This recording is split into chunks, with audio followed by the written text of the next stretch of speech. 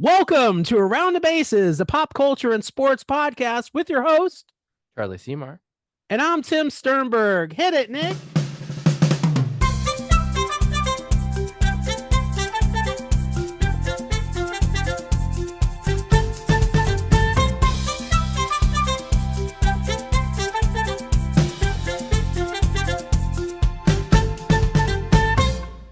We are back with another awesome edition of Around the Bases, the pop culture and sports podcast with a very, very special guest. It's the one and only co-host creator of Pop Culture Roulette, Nicholas Pepin, our buddy. How you doing, Nicholas? Welcome. I'm pretty good. How about you guys? Oh, great. We've been waiting for this for a long time. Glad to have you. Good to see you again, Nick. Yeah. You know, you got us going there a couple of weeks ago. I know you shared it on your podcast with your bracket. I was into it. I loved it. For our listeners who don't know, Nicholas and his buddies over at Pop Culture Roulette created a vehicle bracket. Basically the best vehicles of all time out of TV, movies, pop culture, you name it, and vehicles in quotes, because some of them are interesting vehicles, but I would go the same route. So yeah. What ended up winning, Nicholas? Well, I mean, let's see. The Mystery Machine won the TV bracket. That's a good vehicle. The 89 Batmobile won the movie bracket. The hoverboard from Back to the Future won the other bracket, which was just like everything that didn't really fit in the other categories. And then the Millennium Falcon won the sci-fi bracket, the TV movies from the sci-fi world. It was just Tim easier will take any win with Back to the Future. I love the hoverboard. The DeLorean did make it to the final against Millennium Falcon, and I, as much as I wanted to vote for the DeLorean, I mean, in the world of science fiction, I don't think it gets more iconic than the Millennium Falcon, even compared to the DeLorean. So, Yeah, I think that's fair. I shared this with Charlie. As an astounding Back to the Future fan that I am, I would have voted for the Millennium Falcon too. If I'm going to be a realist, because Star Wars is another level of pop culture. Yeah, I mean that we do a lot of brackets over at Pop Culture Roulette. I mean, we did an Adam Sandler movie bracket a while back. We did Nick Cage. We did Girl Scout cookies once. What won? Yeah, what won Girl Scout? Well, it was not a unanimous decision, but I'm pretty sure Thin Mint. I'm pretty sure that's what I would have voted for. I voted for, depending on what part of the country you're in, either Samoas or Caramel Delights. Samoas are good. Yeah. I don't like anything caramel. I usually have an order that's like 12 to 15 boxes, exclusively Thin Mints. We are on the same page. And then I have to get one more order right before the cutoff to stock up. How many of them go in the freezer? That's what I was going to ask. I actually don't put them in the freezer. I don't really love them cold, to be honest with you. Oh. Wow. I like them just room temperature. Okay. Yeah. So there's usually like 2 rows of boxes. So you still currently have them in your freezer? I'm down to like the last 2. Oh, so I can sneak. You special occasion, I would say so. Your friends visiting this weekend. All right. you can have some if you'd like. It is. Erica, you like Thin Mints? Yeah, she likes them too. He's off to the side, fellas. I would vote for Thin Mints, but I understand Samoas. If they don't have Thin Mints, and I get really upset if they don't have Thin Mints, I would go with a box of Samoas one. I wouldn't buy multiple, but yeah. I used to, and it's part of the reason that I'm in the situation that I'm in now, could down an entire box of Samoas in one sitting. I mean, they're I believe it. Yeah, I could do it too. It's pretty easy to at least go through one sleeve. Yeah, it's you. I consciously have to stop myself from, but that's why I'm not allowed to have that stuff anymore, and I have to take special pills every day. Yeah, I know my sugar thing. I can't do that either. Your Thin Mints, buddy, are safe in your freezer. I promise you. If we were to do a bracket, Charlie, I'm thinking a good one would be Simpsons guest stars. Ooh, that'd be a that great bracket. Hold on. Yeah. Where's my Wait, whoa, he's hold stealing on. it. I'm gonna write that down You right need to now. have us on PCR then if you're gonna do it. Let's see, future topics here. I mean, it's okay, Tim. You did say it aloud, and it is on the recording. I claimed it on this recording. Yeah, it's not going to stop me from stealing it. It really isn't. That's okay. I think that's a good one to steal. I love it. Yeah, Charlie will be all over that one. I have done like we've done a bunch of different brackets. It's even hard to remember how many we've done, but I guest star occasionally on another podcast called Moving Panels, which is dedicated to just movies and TV shows from comic books. Like even if it's about superheroes, but it didn't have a comic book first, he won't cover it. So we did, he won our March Madness bracket a couple years ago. So he got to pick, and he picked worst comic movie adaptation. So we did the bracket, and then he decided he liked it so much, he was going to do it. So I got to do it a second time, doing it on PCR, and then I went on Moving Panels and did it. I love it. So there's enough room for everybody. So when I steal Simpsons guest stars, if you guys like it, I'll just come and do it again. Yeah. Yeah, there's a good chance I'll vote differently. We might have to film a special episode in Chicago. Do recurring characters count, or is it exclusively guest star? Well, that's something I'll have to figure out when I create the bracket. Rules. Now, that's what we need to know. We need to know like the pop culture vehicle bracket. The really big one I did a couple years ago for the ad icons. That was a massive undertaking. Those ones are harder to do because like the Stay Puft Marshmallow Man and stuff like that. I don't think he did because he's not technically because he came from the movie. But we did like the cereals, like Toucan Sam and Snap Crackle Pop. Like we did, and it was for the Super Bowl because the Super Bowl is big in advertising. Those are harder to do because there's hard to come up with a ranking system. Justin, one of the co-hosts of PCR, figured out a system for movies. So in the case of the Adam Sandler bracket, instead of just ranking them how we like them and dictating how the movies get put on the bracket, we came up with a number system. So you go to IMDb, Metacritic, and Rotten Tomatoes. And so if IMDb gives it a 7.5, it just becomes a 75. So everything gets aggregating the three scores. And then so you get the score out of talking Charlie's language with the stats. So each movie gets a score out of 300. So the best no movie's ever going to have a 300. The best we've ever had is like a 290 in the 260s, 270s. And the lowest one I think we've ever done was like in the 30s. Yeah. Out of 300. But it's what movie was that? Do you remember? It was one of the video game movies. One of I'm sure Uwe Boll's classics. But it's a lot easier to do a movie bracket because I can give them a number and then I just have to plug the number into the bracket. Where like the pop culture vehicle bracket is a lot harder because it doesn't have a number. So basically, I just put it in the bracket, and then I just hit random a bunch of times until I'm like. You didn't want any heavy favorites head to head early, right? And I try not to do that, but I also try not to dictate the outcome because it's very easy when you're setting up a bracket to like guarantee one moves pretty far. And although Jeremy is always a wild card because among other things. You never know when his opinion on the Death Star is going to shock you. Well, I didn't think of it that way, but as you said, we try to keep this podcast clean. We don't. I know. To keep ours I clean. love that too, though. But yeah. So I mean that is we have sort of unintentionally become just the bracket cast. But I mean it's fun. It's an easy way to kill an hour and get a good episode in. I feel like at least when I'm editing back, the most fun that we have is on a good bracket. You did. I enjoyed that. I enjoyed listening to you. I love you guys back and forth. And by the way, I think your co-hosts are funny and they're quirky. I love it. It's such a great podcast, folks. Pop Culture Roulette. Look it up on your Spotify, Apple. Where else are you?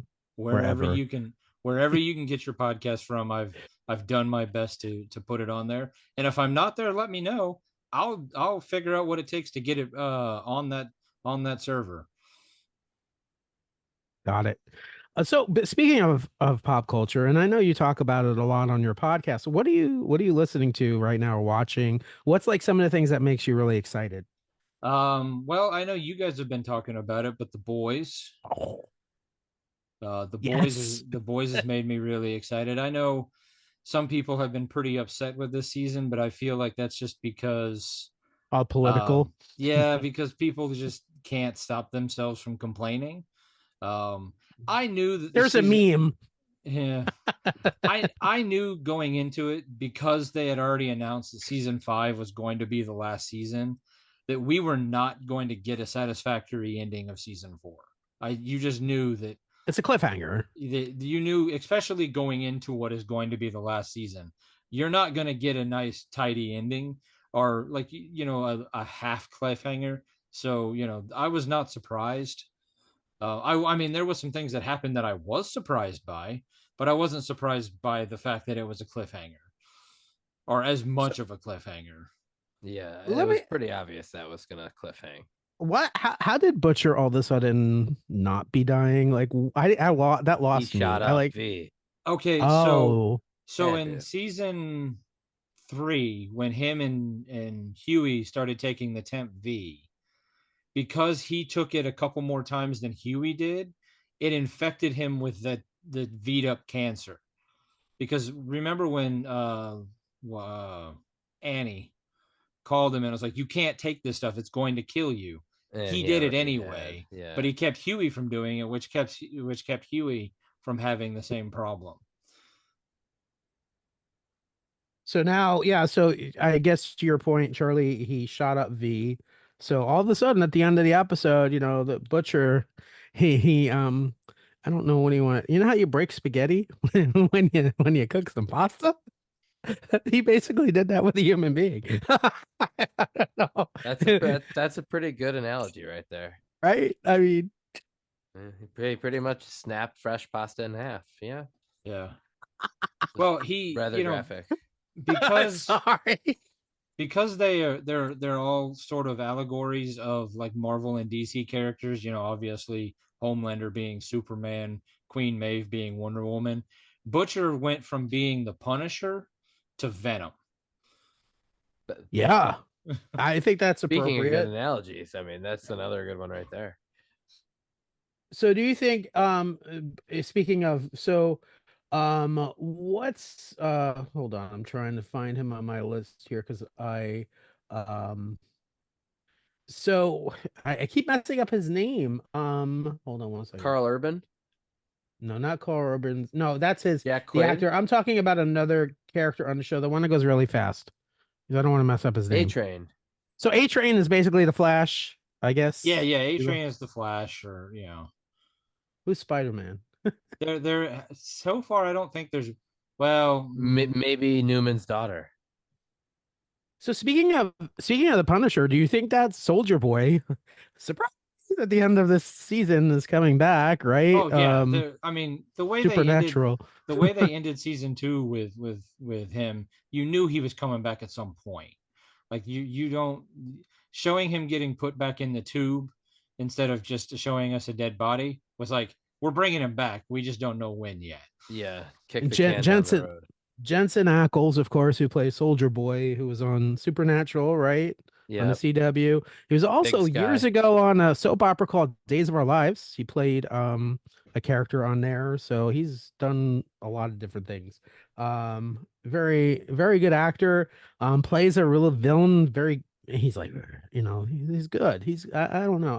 I'm interested to see how that's gonna kind of work out. Of course, Soldier Boy is Homelander's father, right? Am I remembering that correctly? Yes. Kind of, yeah. Daddy. So now we have 3 generations. So we have Homelander, his son, and now, of course, Soldier Boy. Something tells me the season's going to be a battle of good versus evil the last season, as it's been, but like to a crescendo. What do you guys think? Yeah, Ryan's a big wild card. Yeah. Yeah, I think Ryan's going to turn against his father. That's my feeling. He seems to be heading that way, but Yeah. it's going to be interesting.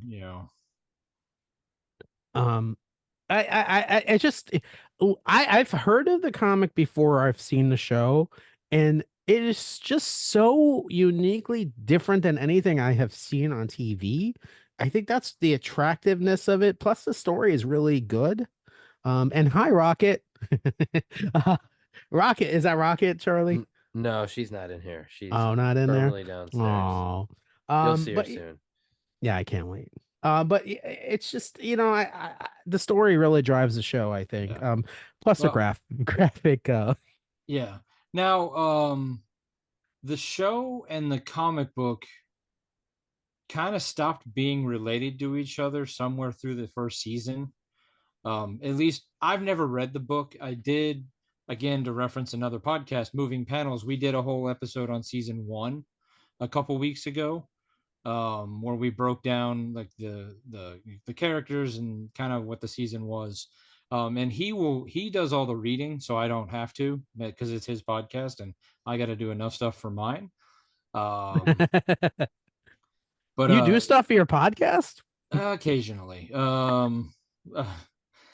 But so we talked about the big differences, and and I did, you can do a quick Wikipedia read on it and know that there's a couple of big characters that haven't made it, and I don't think they will.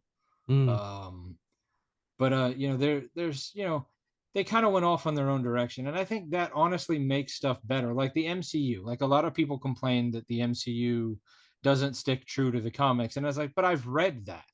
Like, right, you want a different story. You don't want to expect what I read Brand New Day. I don't want to see the exact representation of Brand New Day. I want to see my characters represented accurately, but I don't necessarily want to see the exact same story. So I love that Marvel is blending 616 and Ultimate and some of the other stuff and kind of going off on their own way. Um, have either of you had a chance to see Deadpool versus Deadpool and Wolverine? I was hoping Charlie was telling me how good it was. I was hoping you brought that up. Yes. Because I'm a huge Marvel fan, so I tend no spoilers though, because Tim hasn't seen it yet. I'm not gonna spoil it. Thank you, Charlie. It's gonna be very hard, but I knew that because of my Twitter addiction, that and my Facebook problem, that movie was going to be spoiled for me.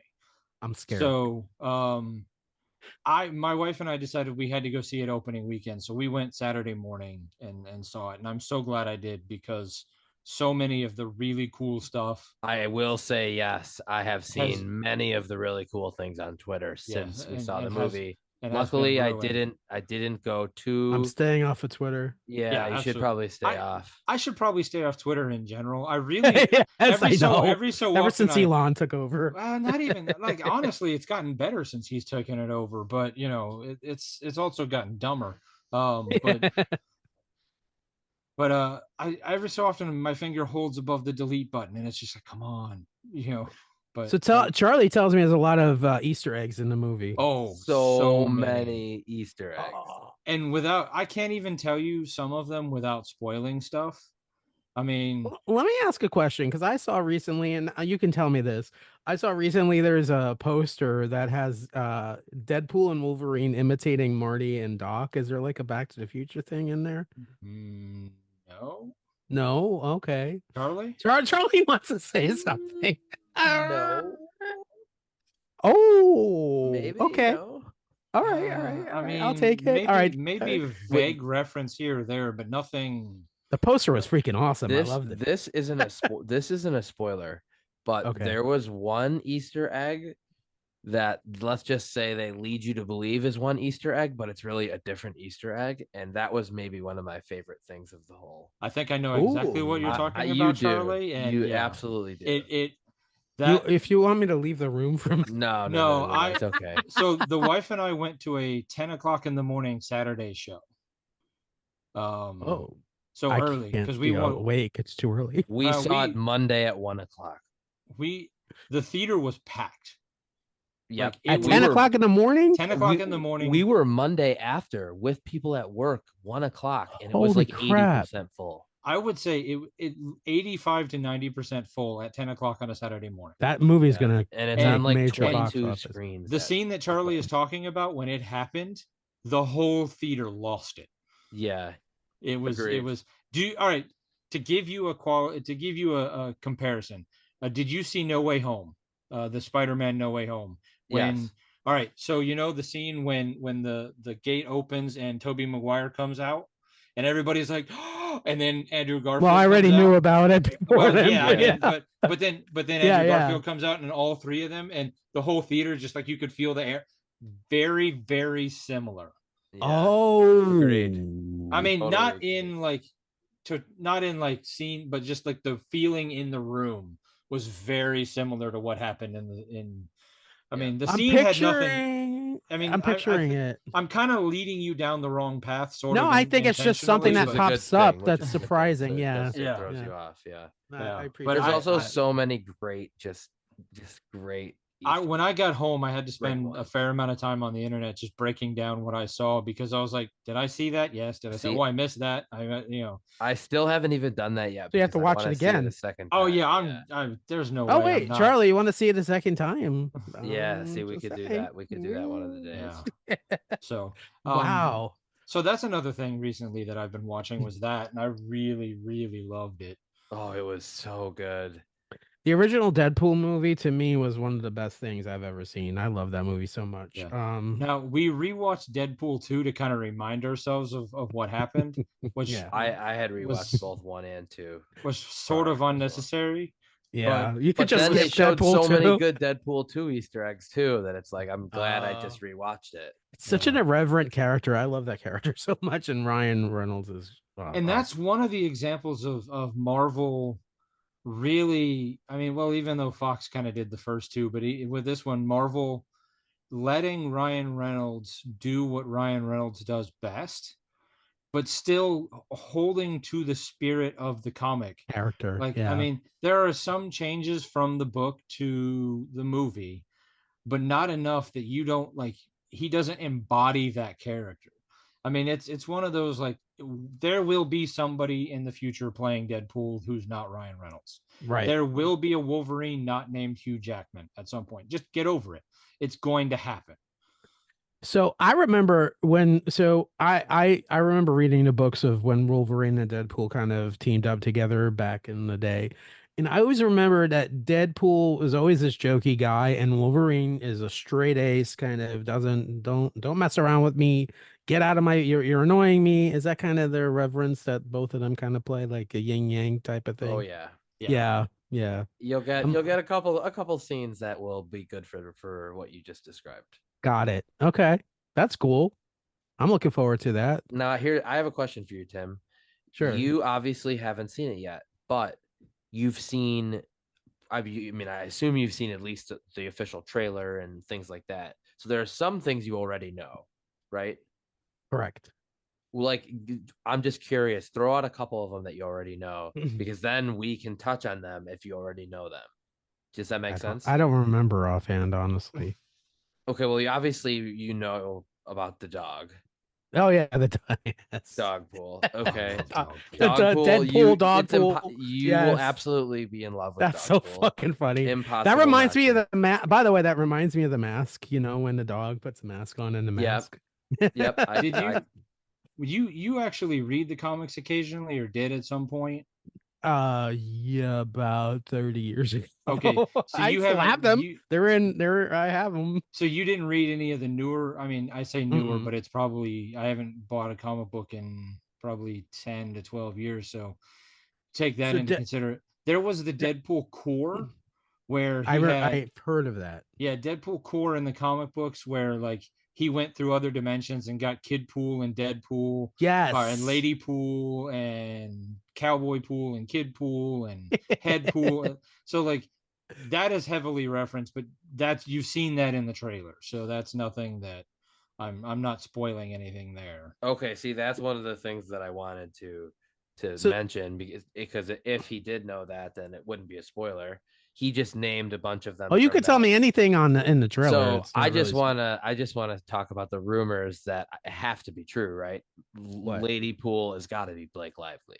According to IMDb, it is. Okay, yeah. Wow. That's the rumor, but like, as it hasn't actually been confirmed, has it?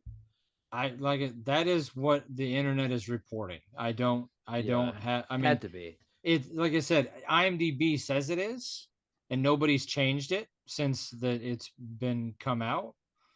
So I looked carefully in the end credits. I did not see that one listed. I wonder if that was on purpose. I don't know. I'd have to see it again and yeah. pay even closer attention. And the credits could be different by when it makes it to home video or streaming, because they could add some of the stuff that they were. Obviously you were able to pick out a few of them. Like, I won't spoil it, but a certain, you described it without a name, but a certain item that Here, they wear. the Deadpool and Wolverine end credits confirm, however, that Lively is dead Ladypool, even if her face is never seen in a movie. Lively also wrote about her experience playing Ladypool in a post on her Instagram account on Friday, and this was written 3 days ago. So okay, so it is Blake Lively. Yeah. But yeah, I mean that. Did either of you watch What We Do in the Shadows? Oh, I've never started from the beginning. I've seen what is on FX. FX, yeah. So it is. It's like right up my alley, and I've never started. Yeah, absolutely. It is. It is a brilliant TV show, and I'm kind of sad that the season that'll be starting here pretty soon will be the last season. Yeah. But it is. It's one of my favorite shows on TV right now. So. Oh, 4 vampires. Ooh, I just read. It is a little synopsis on it. Yeah, it's so 4 vampires. It's a documentary crew filming these vampires who have taken over a house in Staten Island. Of course. Matt Berry, one of the Staten vampires. Island? Oh, they got. So the New York vampires. No, because 3 of them are from. They're from like England, right? Or one's from England. 2 of them are from England. One of them is from some random country that might or might not exist. But they were sent over from Europe at the beginning of America, and they never got past Staten Island because they are lazy. That's amazing. And somehow a documentary film crew found them, and so like it's being filmed. It's kind of like The Office, but with vampires that are dumb. Oh, I love that. I love The Office. So, that's definitely up your alley. Some great people in it. That's definitely a Charlie show for sure. It's amazing. It's on the list. It's on the list. Yeah. I did watch, by speaking of the list, in the last episode, I shockingly told Charlie that I had never seen Guardians of the Galaxy. I've seen the first one now. So I meant to text you on that. I know some sort of verbal slap of you've never seen these movies. Oh, I just dropped my phone. I know. Now, did you download number 2 to watch on the plane? I need to. Erica needs to download Guardians. She reminds me. I have to. I love the way one ended with little Groot in the pot, and they're kind of like, oh, we're getting together, we're the Guardians. I can see absolutely why you love Groot so much, and Rocket's awesome character too. Like, I love that character. They're so badass raccoon. I mean, what the hell? They're so great. Yeah, I know. I was actually expecting a text from you, Nicholas, with a little verbal slap. Well, see, the problem is that I tend to listen to podcasts on the way to work. Yeah. And when I get home, when I get to work, I don't forget. I have to do stuff right away, and then I forget. And you have to work at work. What is that? Yeah, I know. Work gets in the way of a lot of stuff. Yeah, it sure does. It's so annoying. All right. I will download episode. I was gonna say episode 2 because I'm on Star Wars in my head. I will download the second movie.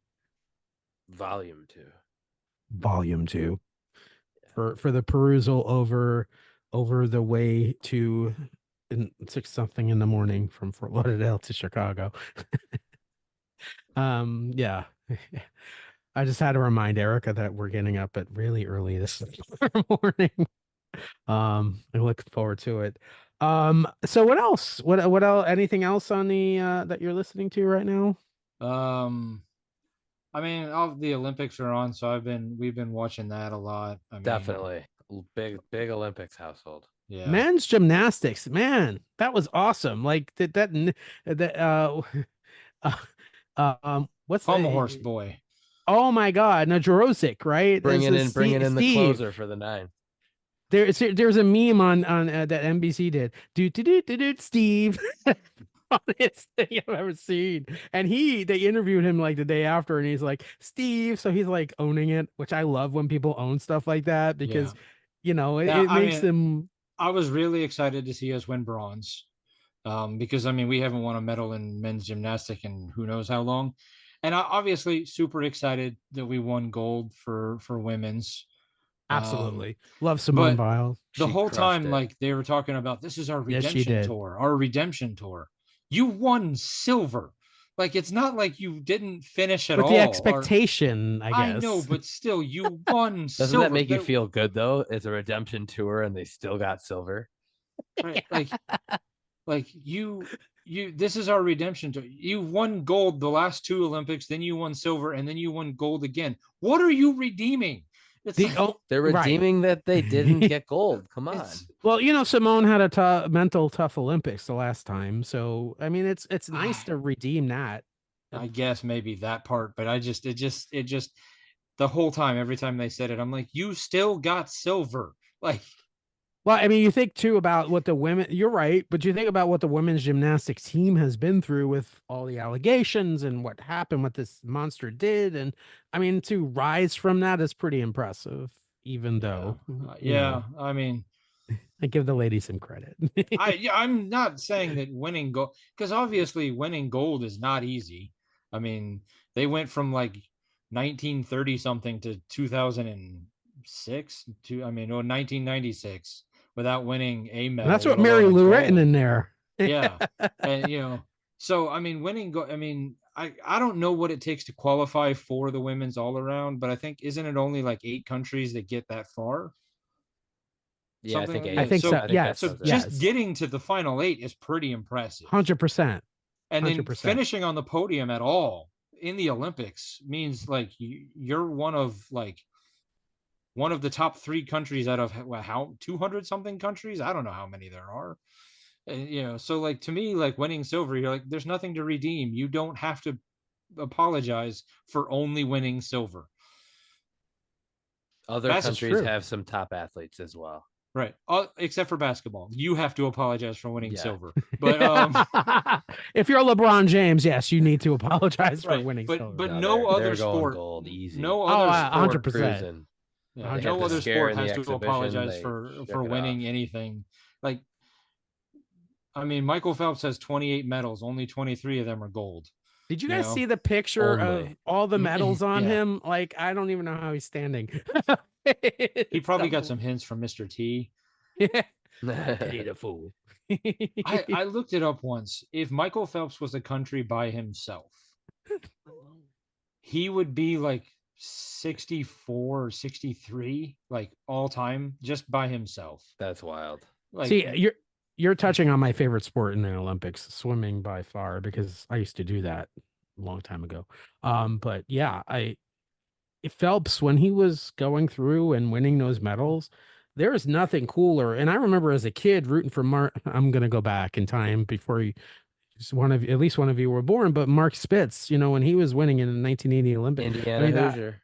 Indiana Hoosier, right? I was rooting for him like crazy, and so that kind of reminded me of that. And to see Phelps do what he did, and to see him do it with such well, passion, I love. That's what's great about sports when people really are. That's it, they've built their whole. That's what Steve, right? In this whole men's Olympic team, the gymnastics team, they work their ass off. They get off up at 4 o'clock in the morning. They're going to the gym. They're working out, and then they're going and taking a shower and going to work all day. I mean, I guess I have nothing to complain about if these guys or these ladies are able to do this, then I should be able to get my ass to the gym once a day or do something like that. I mean, it's unbelievably the discipline that's involved to do that is well, incredible. and to think like I mean, not to take anything away from Mark Spitz, but like Michael Phelps was doing it in a generation where everybody, more countries, more athletes have access to the kind of training It's that Michael true. Phelps has access to. I That's mean, true. how many of those swimmers or other athletes did you? I heard when we were watching the gymnastics, how many of them are training in the same gym that Simone Biles and Jordan Childs and Sonny Lee are You're training in? right. They're You're coming right. over here and training and then going back Salt Lake over. City. Right. There, so I mean, so it almost, I mean, I'm not saying that because Mark Spitz was also like didn't have the access to the training and stuff, and he did have to go to a regular job, you know, where like Michael Phelps was doing it in a generation where we understood nutrition better, training better, like it was just beyond, and he had a bunch of people that were in the same ballpark as he was, where it was Mark Spitz and then everyone else, you know. That's true. That's exactly what the way it was at the time. Um, I think Phelps. I don't want to take anything away from his performance at all. I think I mean, I don't think I saw a stat the other day on the Olympics that not a single world record that he has set exists anymore. Something like That's that. how much this is progressing in the Yeah. sport is see how accomplished Phelps was and that none of those records exist. And that's It's and wild. probably, and I think that's also why we might not ever see his medal total be broken, because it is so, because they're also becoming more specialized. And they And learn, right? a couple of those races were insane. The American that got silver was just as close to winning gold as he was to not even being on the podium. Like Exactly. that's Like, crazy. and it's like up to like sixth place or something was like this close Yeah. to being gold. And Like eighth place was less than 1 second separated I from saw first. that. It's crazy. I saw that. They're such freak athletes. It's wild. And Nicholas, your point, and to your point, Charlie, with the specialization, I mean, even their body types are different now, depending on what stroke they're doing. Like, so there's more concentration, like for breast on the upper body there. If you're back, they're working on the back. Their backs are freaking like the Hulk or something. They're really taking that time in the gym to concentrate on the certain areas that they need to and building those up. So I think there's so much like in baseball. I hate to go back to a reference, but Moneyball and applying stats and applying. I think they're doing that in swimming and in the other sports also. I mean, it's very apparent. Look, Steven Nedrosta, and I'm sorry if I'm mispronouncing his name. He became the pommel horse specialist, and that's why he's on the team. He's not great at the other apparatuses, but that's what he's done. And I think statistics, to your love, Charlie, is really playing a role in how it's shaping these Olympians. Absolutely. I also just wanted to give a shout out to the women's rugby team. I don't know if you guys saw that. Oh, they're awesome. That was such a crazy finish to get the bronze. That was so awesome. I'm yeah, go ahead. I'm sorry. One day I'm gonna sit down and I'm gonna figure out what rugby is. Like I've tried. Oh, it's like football and soccer, and it's a mix. We got the scoring down and everything. Well, I mean, every 4 years I'm an expert on some sort of. It's a badass sport, that's for sure. Yeah. Oh yeah. I mean, every 4 years I'm an expert on curling, and then I gotta then I forget it all, and then I love curling. And then all of a sudden curling comes back on, and I'm like, oh, that's right. You got to do this and do this. Oh, but you know expert. Why? You know why you're an expert? Because we all feel like we could do that.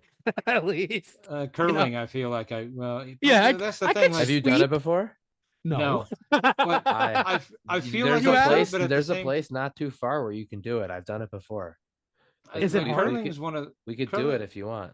Curling is one of those things that like I look at it and I'm like, I feel like I could do that, and then I'll go out and try it and be like, no, I can't. Like, isn't it basically about knowing how much friction you need for the stone to move in a certain direction? So that's the sweeper's job, and then the thrower's aiming. I don't know. Like I'm just kind of I like how we got onto a winter. I know a Winter Olympics. It's just, I mean, it was just an gotta wait another 2 years for that. I mean, there's just, I mean, like I don't give I can't use the word that I would normally use. A darn about track and field. I don't like it either. But every 4 years, 100 meters. Yeah, let's go.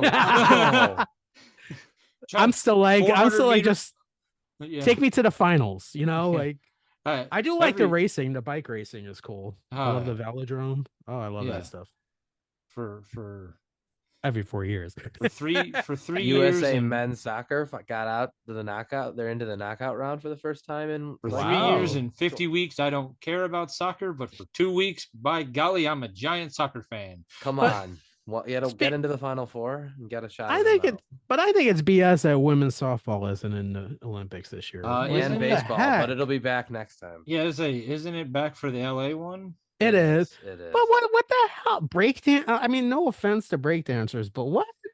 Yeah, I'll make offense to breakdancers. It shouldn't be an Olympic sport. Why is that a sport? Like, I don't understand even what they're I don't understand. There's a reason that ballroom dancing isn't an Olympic sport anymore either, you know?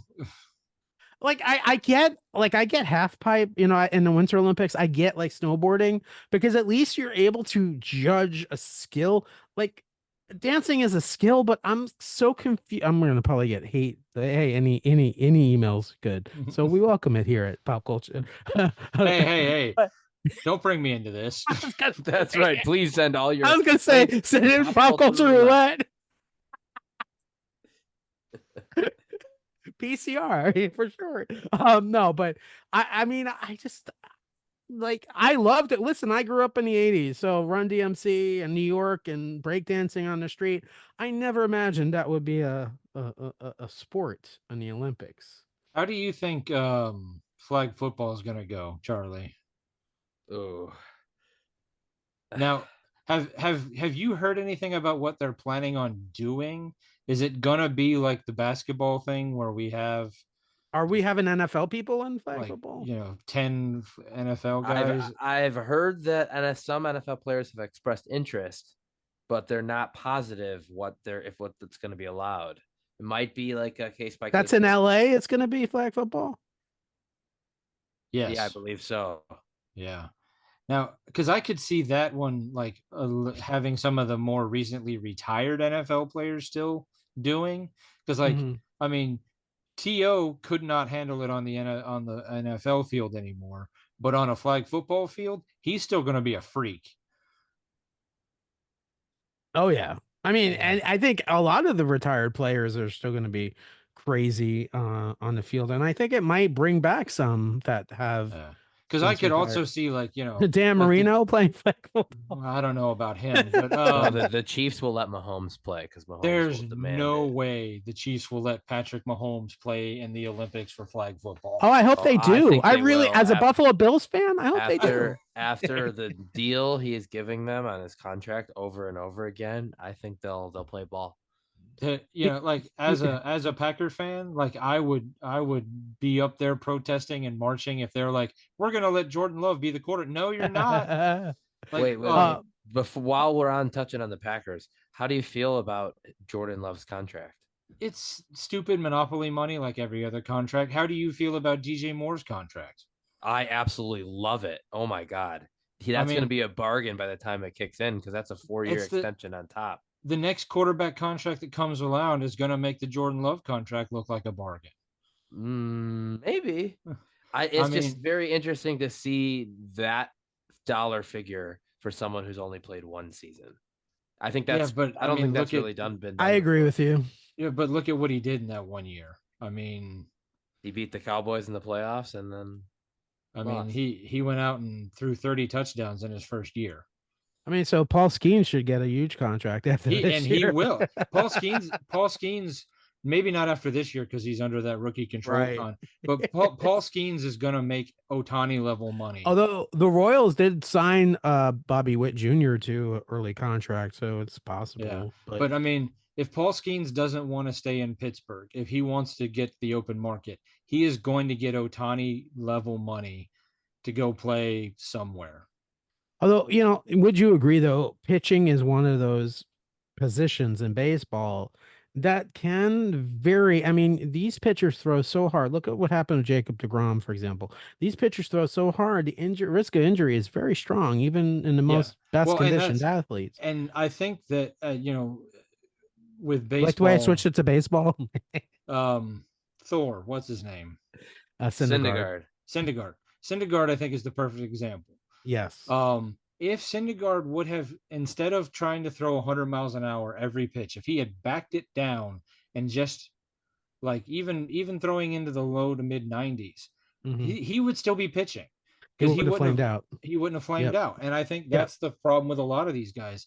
Where I think that is where Skeens is different. Like Skeens isn't routinely hitting into the hundreds. You know, he's very more precision based. I mean, It's a good point. you know, I think that's I mean, he ended up having a pretty good career, but it wasn't as good. The guy with the Nationals, why is the name escaping me? Strasburg. Max Strasburg. Oh, I was thought you were gonna go to Max for a minute. Strasburg had a really good career, blew out his ACL, lost a year, and then he came back, and then he never really kind of matched up, but he never fixed his form. He never fixed that hitch in his elbow because he wanted to throw it as hard as possible. So that's true. His career ended earlier because he blew his arm out and blew it out and blew it out and just he couldn't keep it up. I think a lot of those guys, I think we live in a world where it's a home run or nothing, or you're pitching 100 miles an hour or nothing, and we have to get it back down where I think to that point though, I think it's part of the process. I don't know if you guys see this in pitchers being able to make it to the bigs or to make it up. A large part of what these, what people say is, oh, he could throw 100, he could throw 100 consistently, and there's this expectation that that's what the pitcher does. What the mechanics are so much as important, if not even more important, than what the pitcher is throwing.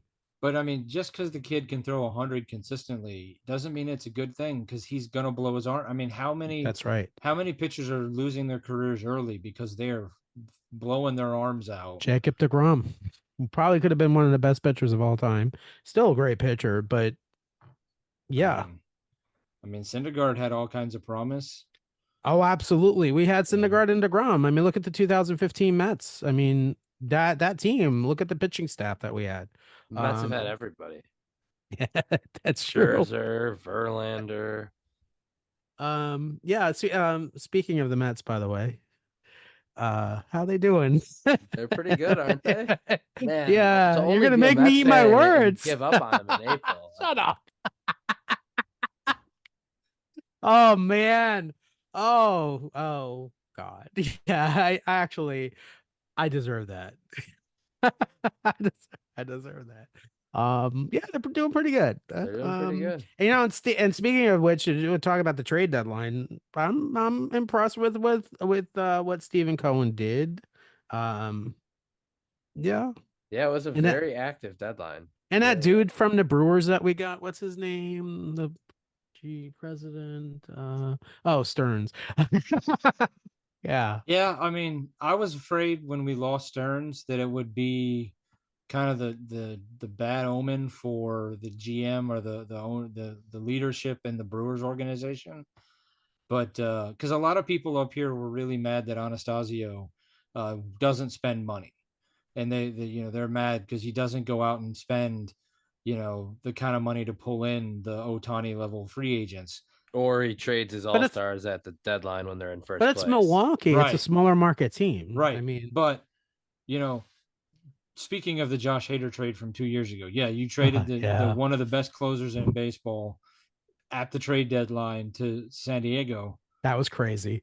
San Diego just had to trade for another closer because they couldn't keep Hader. So, I mean, and some of the stuff that the Brewers got for Hader is why the Brewers are in first place right now. Oh yeah, they're very smart front office. Imagine what that front office would do with money, with Dodgers money.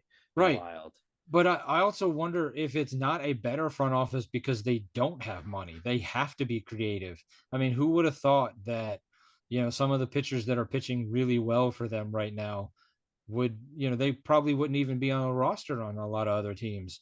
But, they're frontline starters right now because the front office knows how to get the bet. I mean, it's kind of like Moneyball 2.0.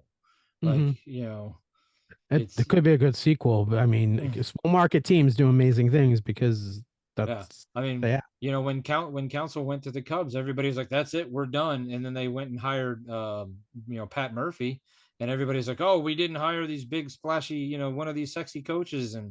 And I mean, the Brewers have been in first place since day one.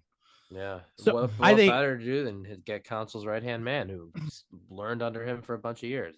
that's true.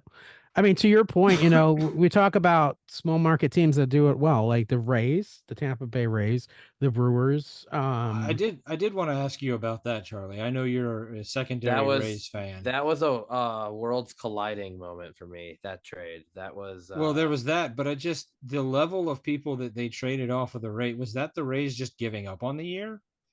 I don't think so because they have pretty much internal replacements for most of what they traded. So, for example, they traded Eflin to the Orioles. Everyone's like, okay, they're giving up a great starting pitcher. Well, Jeffrey Springs just came off the injured list and started Tuesday.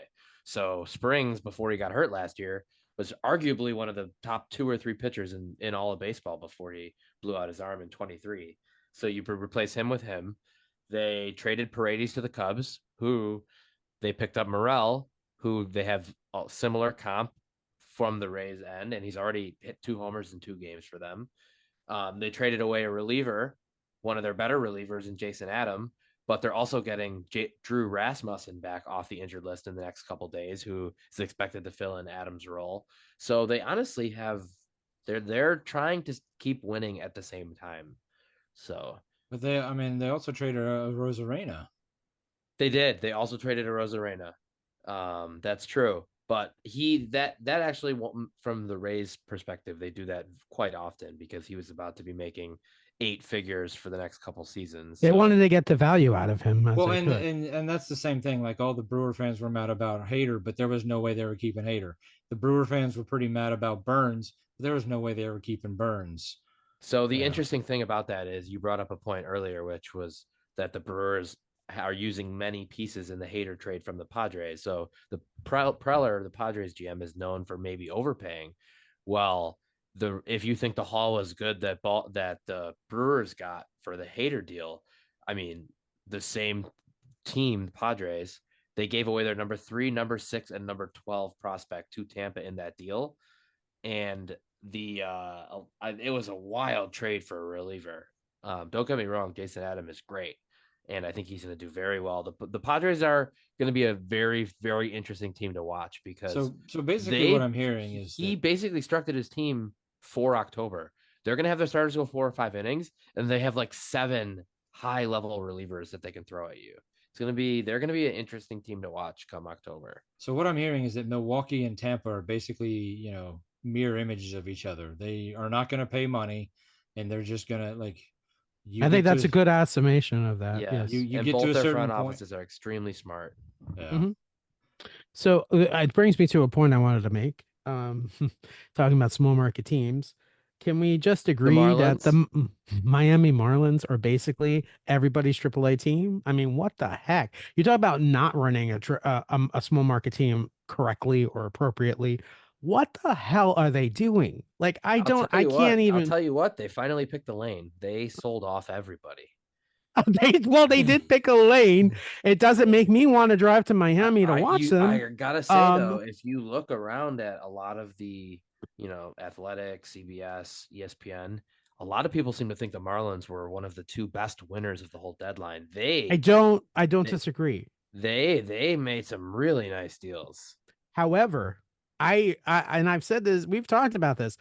I don't think anybody's eventually staying. I think this ownership's. I hear you. A lot of the guys they got will be gone in 5 or 6 years. Bye-bye. But they got a lot of good, young, cheap guys that they can, we might make the playoffs in a year or 2. Be a wild card team for a couple of years. And as soon as that happens, they get expensive. I hate that. That's what they do. This team. I hate that.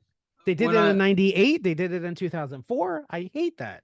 I lived in Florida the last time they won the World Series. 2003. And I remember that was as soon as they won the World Series, they're like, we want a new stadium. And they're like, no. So they did exactly what they did when they won the World Series in 97. Mm-hmm. Sold everybody. And we beat the Yankees of all teams. Come on now. What the hell? But yeah, I say we. If the audience doesn't know, I do like the Marlins. I know I'm a Mets fan, but the Marlins are my hometown team here. So yeah, it's kind of like I'm a diehard Angels fan, which I will. I'm sorry. I will own that. But I own that But too. because they're a National League team and I live here, I've sort of started becoming a Brewer fan. Because most of my family now that I live here is become a Brewer fans, and so and they're a National League team. But when I go to the Angels Brewers games when they come to town every other year, I'm wearing my Angels jersey. It is not Oh right yeah, now. Mets versus Marlins. I'm on Mets. Right now, let's not forget, Nicholas, that the last 3 games you've gone to have been Cub games. So the Cubs are probably your number 3 team, right? He wants to survive in Milwaukee. I don't think. Oh he's yeah, no, it it is the last 3 because the Brewers Angels was before I went down to We Are Family. Cubs You Braves, can't live in Milwaukee followed with a by Cubs Cubs hat Reds on. and Cincy, and then you got to see the Angels at Wrigley. Yeah, that was a super fun game. Yeah, that was awesome. Let me tell you.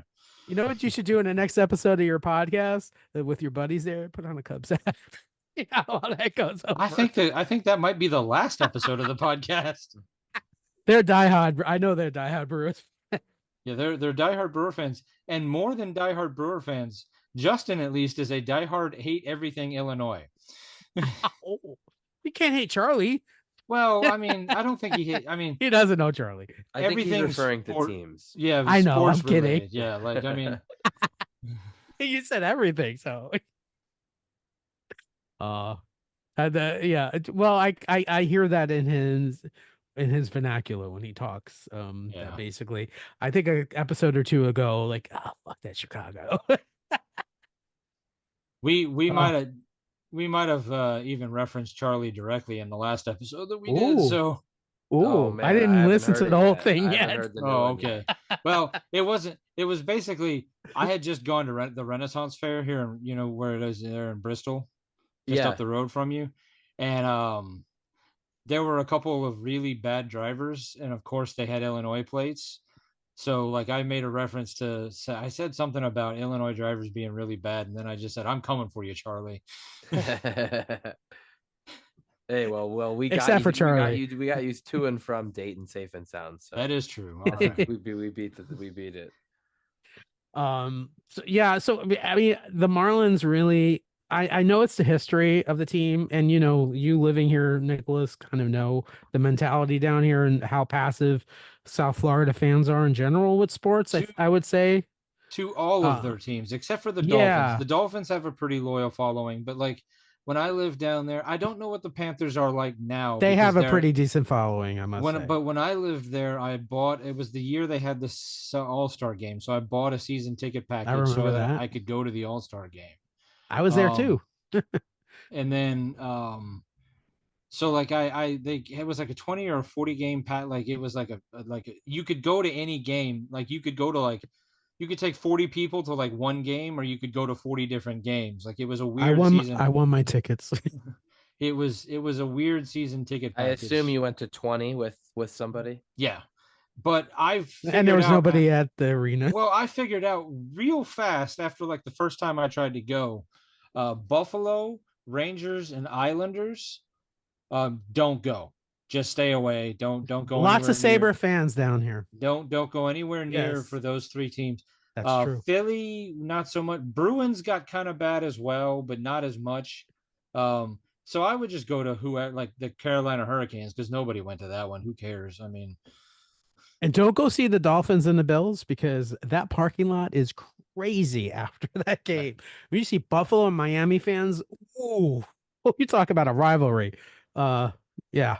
But yeah, I agree with you. In general, this is South Florida here is very passive in sports, except for football, a little bit of hockey. But I mean, look, the Panthers play in Sunrise, which is in Western Broward County. The Heat play in Miami. The Dolphins play in Miami Gardens, which is basically on the border of Miami and Broward.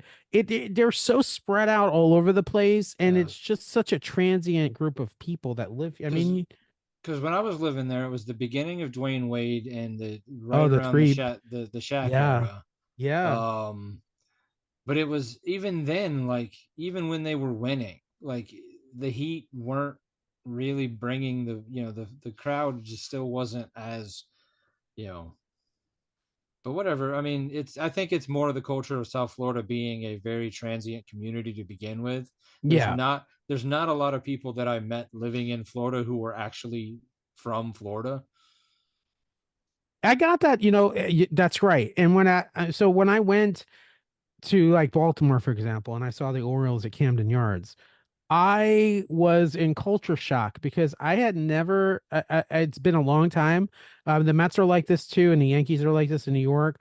I have never. It's been a while since I was in a stadium where real baseball fans who know baseball were watching baseball, and Yeah. that's Camden Yards was just like that. And I was like, it was thrilling, because I love baseball myself. When you go to a game in Miami, and you still have to go to Miami, Charlie. So I don't, that's on your list. But you'll see this when you go to a game in Miami, it is so odd. You agree, Nicholas? Like Yeah, I mean, it's I not a never went. baseball game. I went when I've not been to the new stadium, so I think they were still playing where in Joe Robbie or Yes, yeah, Joe Robbie. Well, yeah. now So Hard Rock Stadium, now where the yeah, Dolphins play. Yes. but yeah. So I mean, they were playing in a weird, but I mean, like, listen, when I go to the Brewer games occasionally, or I went, been to the Cubs just recently. Those fans are loyal to their team regardless of how bad their team is. They still show up to the game. Cubs fans are The a classic stadium like that. the stadium is still full.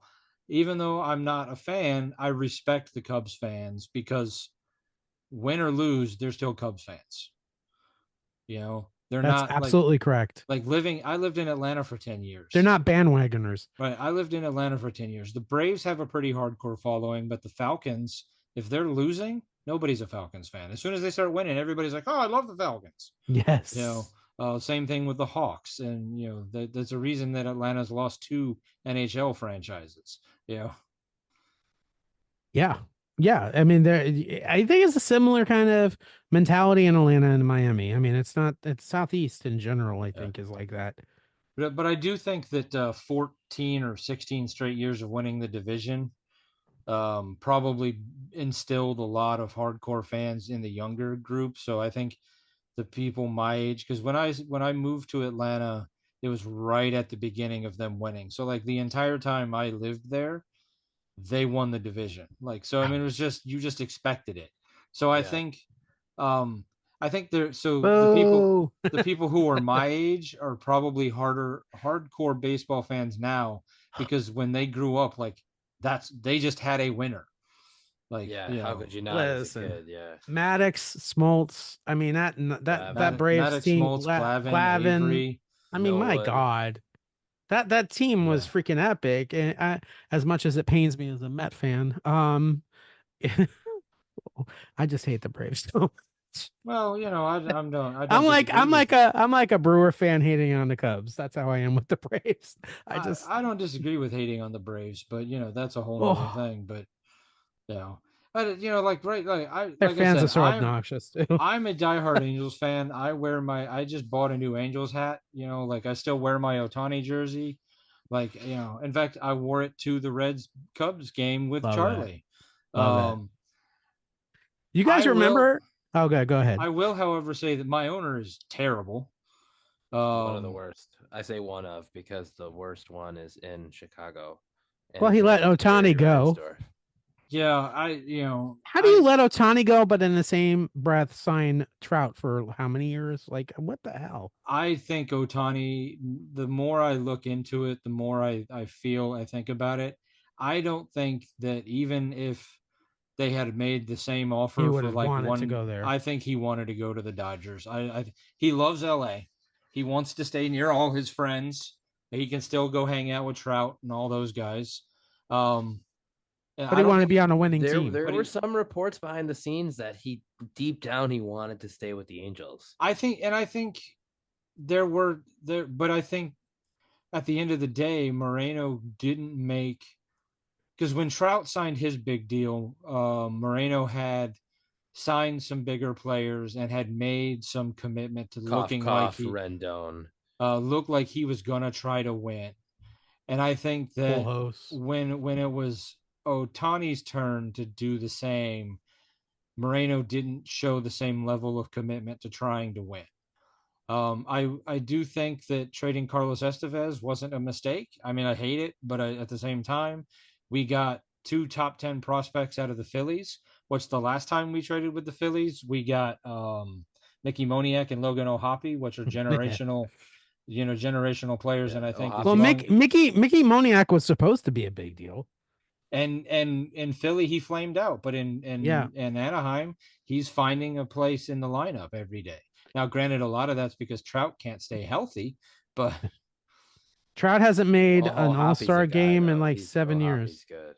And O'Hoppe is becoming one of the best catchers in the game. I know a lot of Angels fans are pretty mad that we didn't do more with the trade deadline, but if you look at our lineup, don't look at the pitching, just look at the batting lineup. If we can get Trout healthy, that batting lineup is a killer. That's a big if. I mean, defensively, we're solid. Even without Trout healthy, we've got a pretty decent team offensively and defensively. We just don't have pitching or consistent pitching. So that brings me to a question. Why is it, and I've been wanting to ask you this for a while, why is it that the Angels, now mind you, they play in Anaheim. It's not really Los Angeles, but it's close enough. Why do the Angels act like such a small market team when they're in the big market? I don't understand that. Because they're in Los Angeles. See, I don't know if they necessarily act like a small market. I think it's just they act like a stupid decisions. Market. They act like a stupid market. They act like a stupid market. Yeah. Moreno is worth $5 billion, and they call themselves the Los Angeles Angels because Moreno decided. Imagine how much pitching they could get of Anaheim contract alone. Well, there was a whole thing about that, but Moreno decided he could get better marketing deals because he made his money off of outdoor advertising. Most of the outdoor billboards you see in this billboards, like he's the Clear Channel bought them or something, right? Yeah. His money came from billboards and out advertising. So he decided that he would make more money on TV deals and marketing deals by calling themselves the Los Angeles Angels. Well, the city of Anaheim decided they were going to sue over that. So to keep from having to pay out, millions upon millions of dollars, they had to add of Anaheim, and then immediately stopped officially using it. Like it was just the Los Angeles Angels. On the logo, it still says of Anaheim, but like no one ever says it. And now, like most people don't even just, the team just calls themselves the Angels. I don't even think they even reference the LA anymore. So Granny Sue in Oshkosh doesn't know that they're actually in Anaheim or where Anaheim is in reference to Dodger Stadium, for example. Right. They don't know it's an hour drive. Right. I mean, it would basically be like if Milwaukee decided to rename itself the Chicago Brewers. Yes. Because Chicago is a bigger market than Milwaukee. I mean, it's dumb and I hate it and I wish we would go back, and I hope when we do get new owners that's the first thing they do is go back to either being the California Angels or the Anaheim Angels. I still call them, it tells you how old I am, I still call them the California Angels. I've been a fan for so long, and I'm a diehard. I watch however many games a year. I still my dad raised me to be an Angels fan. Him and I still refer to them as the California Angels or Anaheim Angels. No Angel fan I've ever met seriously calls them the LA Angels. So you guys must really love Rod Carew. Yeah, I mean, what is there not to love about Rod Carew? I mean, when I think of Rod Carew, that's what I first think of is the Angels. He did. I mean, that's the first thing I think of. He did. Adam Sandler song. The Hanukkah song. Yeah.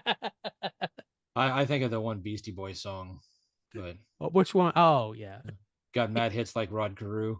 But yeah. I mean, there's. Okay, I'm sorry. The Angels have had some amazing players come through that franchise. I mean, we had Reggie Jackson for a while. Yes, you did. We had Bo Jackson for a year. We had Albert Pujols for a long time.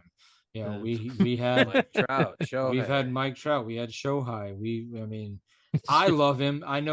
Charlie will probably love him too, but Wally Joyner. Classic. Oh yeah, Wally Joyner was as a kid. Wally Joyner was my all-time Garrett Anderson, player. Tim Salmon. I will die on Erstad. I will die on the hill that Garrett Anderson should be in the Hall of Fame. You even had Noah Syndergaard too, by the way. Well, I don't like to talk about that, but I mean, I think Garrett Anderson was his own worst enemy because of how easy because of how Yeah. effortlessly he looked. He made it look like he wasn't trying, but that man hitting defense, He could left hit. field, like he was one of the best that ever did it. But because he wasn't flashy and he didn't run his mouth and he played on the Angels, he didn't get the recognition that he deserved. There's so many other good Angels you could name, like John Lackey. How about Oh, Jared John, Weaver? yeah, Jared Weaver, John Lackey. I mean, we could spend the next however long just naming Talking Angel about the players, but California Angels. See, I said California. but But yeah, I mean, people, our buddy Andy lives in Anaheim. It pisses them off when people say Los Angeles Angels because yeah, oh it's yeah. I not mean, that. the only person who likes it is Artie Moreno. Yeah. I mean, look at the New York Giants and the New York Jets.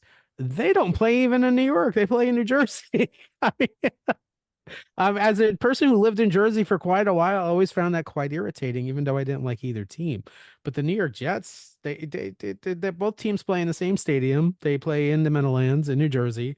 I mean, yeah, it's over a bridge to Staten Island, but they're still in New Jersey. Yeah. Uh, Yeah, the New York teams that but play then in the New New York, Jersey. then the New Jersey Nets moved to Brooklyn, and they called themselves that annoyed me. I mean, I'm from Brooklyn, but they were able to call themselves the Brooklyn Nets. Anyway, sorry, I digress. um, so one more thing I wanted to bring up, and I apologize in advance to our buddy Nicholas here because I know you don't watch Big Brother. But Charlie, real quick, Angela. No, nope. Oh, I can't stand her. Oh, she's the worst. Well, Well, yeah, the funny thing is that was the perfect response. Nicholas knows her perfectly. He's been secretly watching. I picked up on context clues from facial expressions, but yeah, you can see Charlie like sneaking down and Oh man. oh my God. So Nicholas, to bring you some perspective, there is this real estate agent, Angela, who is about my age, early 50s, and she's oh, a so old. contestant. So, yeah, right. Thank you. But she's a contestant on this season's Big Brother, and that's really not the story. The story is that this lady is probably in quite some time. I don't know if you agree, Charlie, one of the most obnoxious, annoying players to play this game, without a doubt. And there's two sets of people that watched. So Big Brother is a live feed show, and it's also on CBS, of course. When you watch the live feeds, and Charlie's not really a live feed watcher, but when you watch the live feeds, you see kind of the non-edited version of the show. And the live feed watchers love Angela because she brings so much entertainment because she's so ridiculous at how.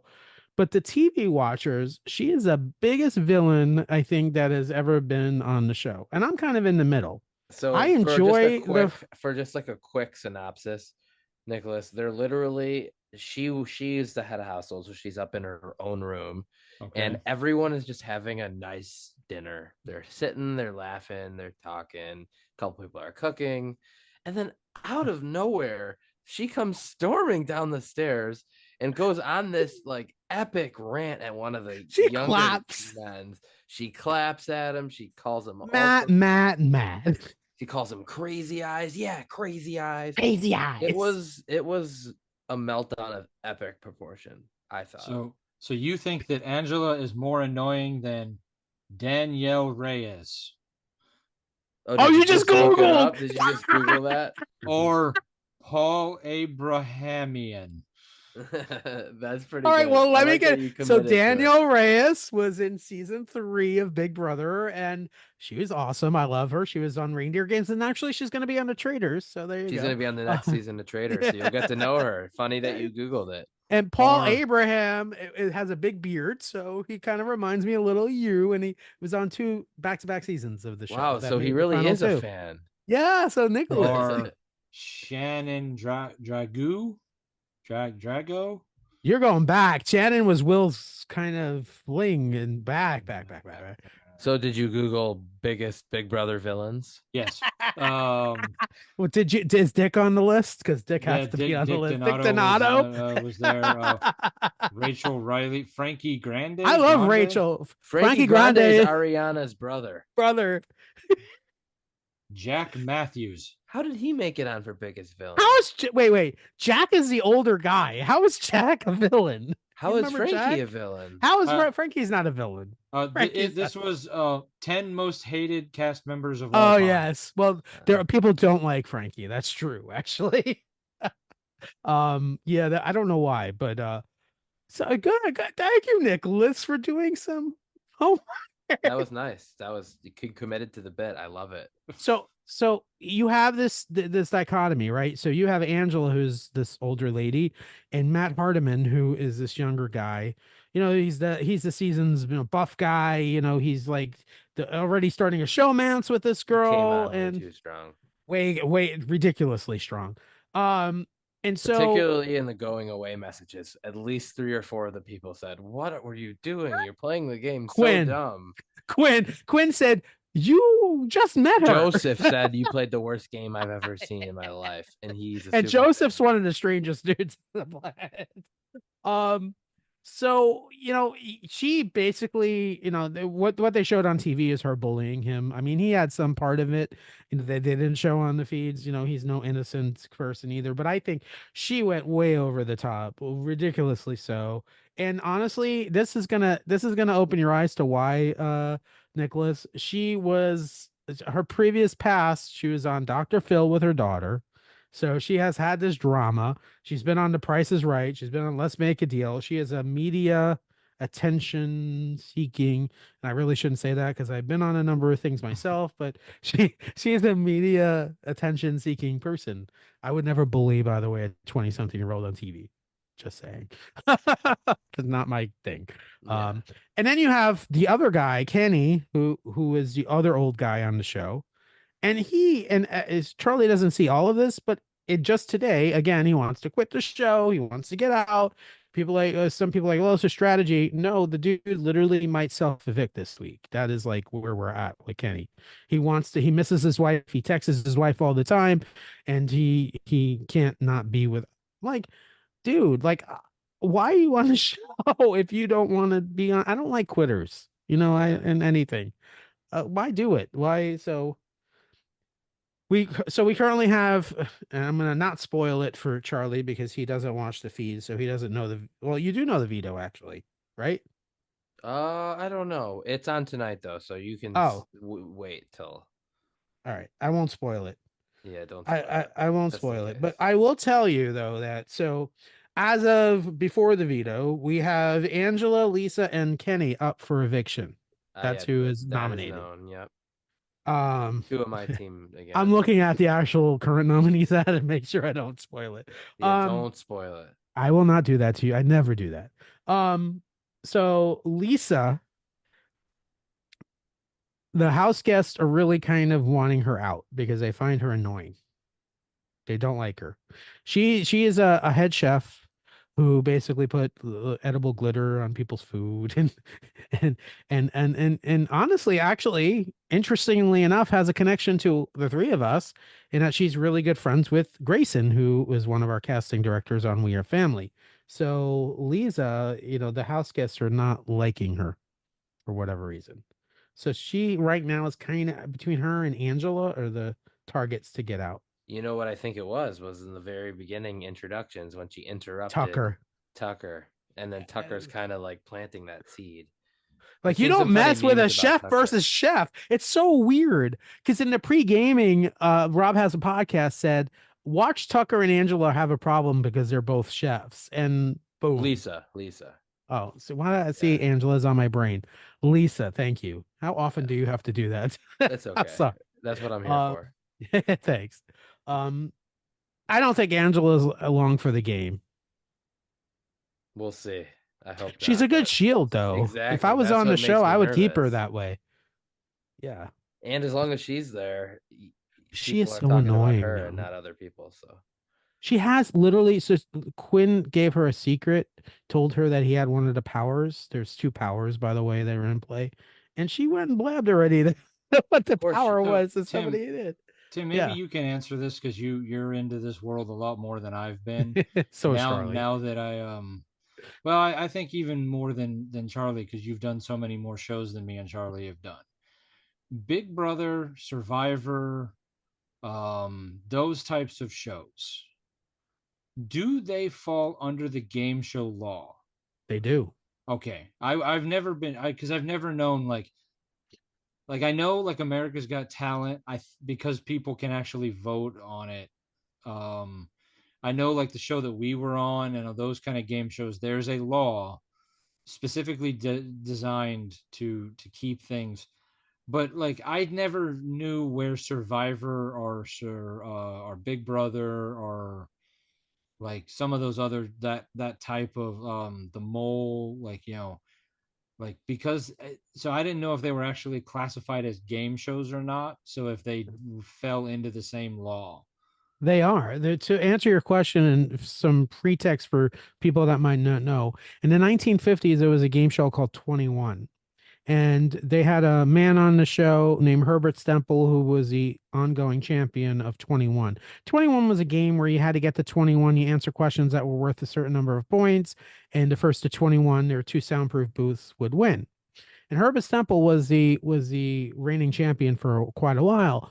And they thought he was kind of bland and they wanted to sweeten things up a little bit.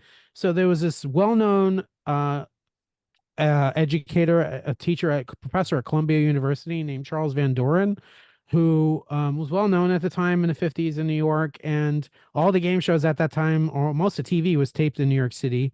And so they talked to Charles Van Doren, and the producers of 21, Barry and Wright, decided that he would help Charles Van Doren win his rounds. So they put the fix in to give him the answers to the questions. So, of course, Herbert Stemple was told at the same point, we're going to give you X amount of dollars. We want you to lose. And this is all, if you watch the Robert Redford movie Quiz Show, that's what the quiz show is based Really on. good movie. Great movie. That's what spurred like this whole history of quiz shows. So basically, Charles Van Doren went on a run, and it was eventually Herbert Stemple eventually got pissed off, and I think he was played by John Turturro in the movie, if I remember correctly. I think so, yeah. So he eventually blabbed, and there was this whole Senate investigation on quiz show scandals. And what came of it was that you are not allowed, you had a very strict protocol. If you were going to do a game show, you had to agree to it's a federal law.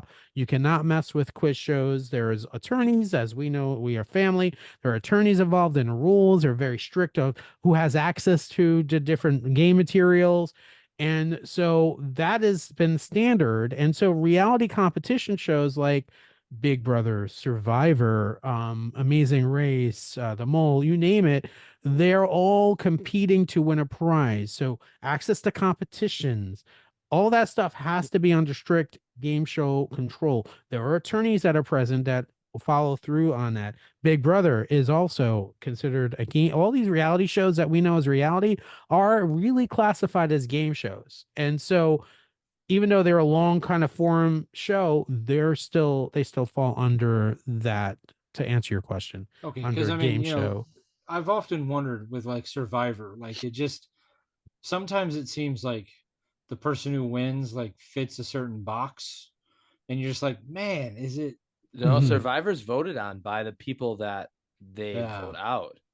Right. But you can create the competitions to be a certain way if you're true. I mean, true. But in the end, the winner's decided by the people. Correct. But that what I was, because there are I don't watch Survivor any more than I watch Big Brother, but it's just that's just not my style of show. 100% understand. I watch a lot of cooking shows. My wife and I watch. I enjoy it. Beat Bobby Flay, Barbecue Brawl. Worst cooks in America. We gave up on that one. That one just got too much. Like when Worst Cooks in America started, it was fun because like they were genuinely like bad cooks and they were learning. And like by the end of it, you're like, wow, like this person who didn't know how to crack an egg is now cooking, a 5-course steak dinner. And at some point, they stopped focusing on the cooking and became more about the personalities. and there was just a certain type of personality that they kept pulling in that the wife and I were just like, all right, we're done with the show. Mm. But Yeah, Chopped, I love that we stuff too. the baking championships, all the various Those seasons, fall like under game shows too, by the way. right, yeah. Yeah, But the cooking I competition. I often wondered like if, because sometimes it just seems like certain types of people win, or a certain category, that it sometimes it feels like maybe the fix is in, and it just, but it, now that I've been on the other side of it, Yeah. that's why I was wondering where it actually stood, because you get the Yeah. people I who tell are, people I look stupid because I was at that point, whatever it was. yeah, because you'll see people online trying to argue that, like, in particular, like America's Got Talent, oh, it's fixed, it's not, oh, it's if you look at it, it's called an entertainment show, not a game show, so they can and it's like, no, it's not. Like, if you put that kind of money involved and you allow the American public to vote, if it comes out that it was rigged, like the amount of actual jail time that Simon Cowell and some of these other Absolutely. people would, they can definitely do things to kind of sway the opinion. So, for But example, like America's Got Talent, up until they have the on-air semifinals or finals, those are considered still audition rounds because you still have judges that are making decisions. Once you put that control in America's hands for voting, it becomes a totally different animal. so yeah, I mean, because they control who gets on, but once they're Yeah. on, like, you can't change the outcome of any of that. And So speaking of game shows, real quick, I'd be remiss to say shout out to my Wheel of Fortune family. This weekend, I spent the weekend in Las Vegas. We had a Wheel of Fortune slot tournament.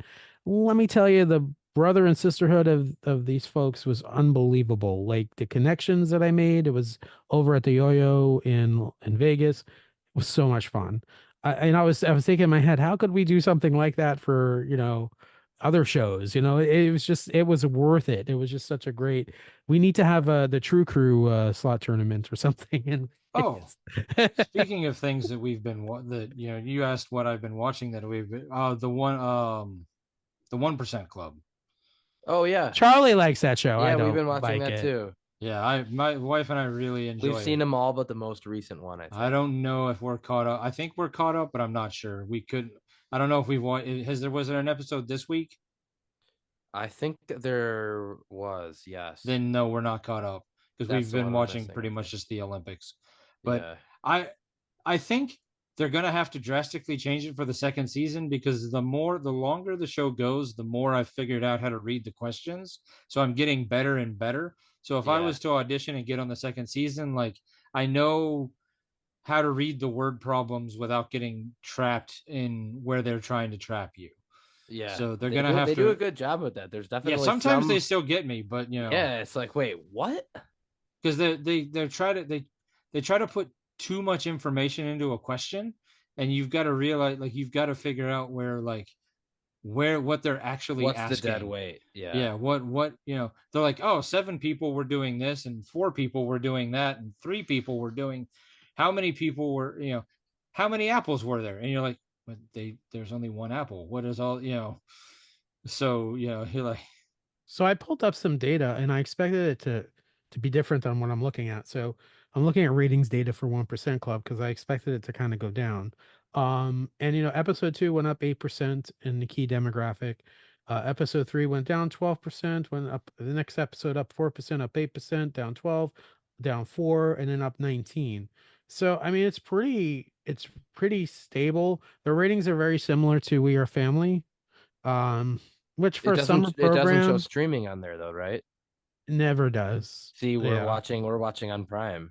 yeah, that's the only I way Yeah. we've feel ever like watched it. I feel like that's doing it a Mhm. disservice even. Yeah. So it's interesting to see whether or not I do know from hearing the information on it that contestants were on the episode for one episode and one episode only. Once you're out, you're out. And they cast mostly LA locals because it was filmed in LA. Yeah, Um but because you got to I get up. I wouldn't go on it myself because it's They're up to 8 or 9 episodes, so that's, you're talking 800, 900 to 1,000 people that you've got to get in, and I'm wondering how many episodes they film in a day. So how many people are just hanging out in the green room? Yeah. Because like oh, you 100 are in this episode. You 50 I are think going they to be on filmed the 2 next in a one. day. Okay, yeah, because you know that they got a couple people hanging out just in case, or I I feel don't. like I'm in the 100% club when I watch it. I'm not. That's one show is not my cup of tea. Yeah, I would if there is a second season for that one, I would strongly consider trying to go on I that. will give you the info. Absolutely. So anything else you want to talk about, Nicholas, before we wrap up, buddy? Well, just to do a little shameless self promotion. Yes, please do. This year we didn't do it last year for a couple reasons. One of them being that I was on We Are Family. But for the 2 years before that, we had did what we were calling 31 for 31. One upping 30 for 30. Yeah, okay. We also shamelessly steal from other places. But really? For the month of October, we do 31 pieces of content. So a different thing every day of the month. It could be a little like 5-minute video on YouTube. It could be a whole podcast. It's gonna be something various. It's a lot of work, but it's a lot of fun, and it's all Halloween based. Pop Culture Roulette is very obsessed with Halloween. We didn't do it last year because I was going to be in Atlanta for the first week or so of it, but also Jeremy went back to college and he just didn't have time. So it just kind of worked out that we didn't do it, but we decided we're going to do it again this year. So we've Awesome. already Looking been forward to that. So Me too. we've already been working on it. I do a little segment called Horror Through the Decades, where I pick a different movie from each decade that I've been alive. I'm only getting 4 segments this year, so I'm doing 1970, 1980, 1990, and 2000, or is it 80, 92? I don't remember exactly when it is. But I'm doing The Fog, Tucker and Dale versus Evil, Tremors, and Pitch Black. Ooh, I love Tremors. Oh, So yeah. I'm gonna and that's on YouTube. I think we released that as a audio version as well. I don't remember, but that one's on YouTube. Well, Jeremy it's does. your lucky day, Nicholas, because our buddy over here, Tim, is now a YouTube star. So he Okay, shares that for you, and then bam, it's nice. gonna explode. But like Jeremy will do a couple episodes of like him decorating his house because he goes all out for the Halloween decorations. Um, we do just Halloween themed pop culture episode of PCR. He does Does he have some. any Millennium Falcon around? It's the Death Star. Oh, the Death Star. That's right. Yeah, we got to keep those away from him. But yeah, so we're working on it. We've already been, we haven't filmed anything yet, but I've been working on some of my content already. I know he's Love he's that. filmed some of the stuff, so that's what we got that coming up. So Taking notes. So Yeah. So head over to Facebook Pop Culture Roulette or Instagram Pop Culture Roulette. Those are the 2 easiest ways to get a hold of me. And anywhere you can listen to the podcast. And anywhere you can listen to the podcast, go ahead and listen to it. Subscribe, like, rate, do all the stuff that you're supposed to do for this one. Do it for us. Even if you don't listen, just subscribe anyway. And I will say, I rave. It's a great podcast. It's great just to listen to on the way. I gotta hear the most recent one so I can hear the shout out. Find the Easter egg. And I had a shout out in the episode before, so thank you for that. And I'm glad that my review of Jeremy in the show came off okay. But yeah, it's a great podcast. You guys have a great rapport, great chemistry. Just it's entertaining and it's what we like. It's pop culture, and just to listen to something on the way, on a drive, wherever. I highly recommend following Pop Culture Roulette without a doubt. Not just because Nicholas is our friend. Well, I know what we'll be listening to when we pick you up from the airport tomorrow on the way back. Oh yeah. How far is the drive from O'Hare to your house? Like 35, 40. We can take a scenic route. All right, there you go. We'll listen to it in the morning. Actually, I will be seeing you in less than 12 hours coming off a plane. So there you go. All right. Nicholas, thank you so much for joining us today. Again, folks, Pop Culture Roulette, find it wherever you get your podcasts, also on Facebook, Instagram. Well worth it. And this was a lot of fun, Nicholas. Thanks for joining. Oh, thank you. This has been Around the Bases, a pop culture and sports podcast with your hosts, Charlie Seymour. And I'm Tim Sternberg with Nicholas Pepin, our special guest. And until next time, have a great week, everybody. Bye.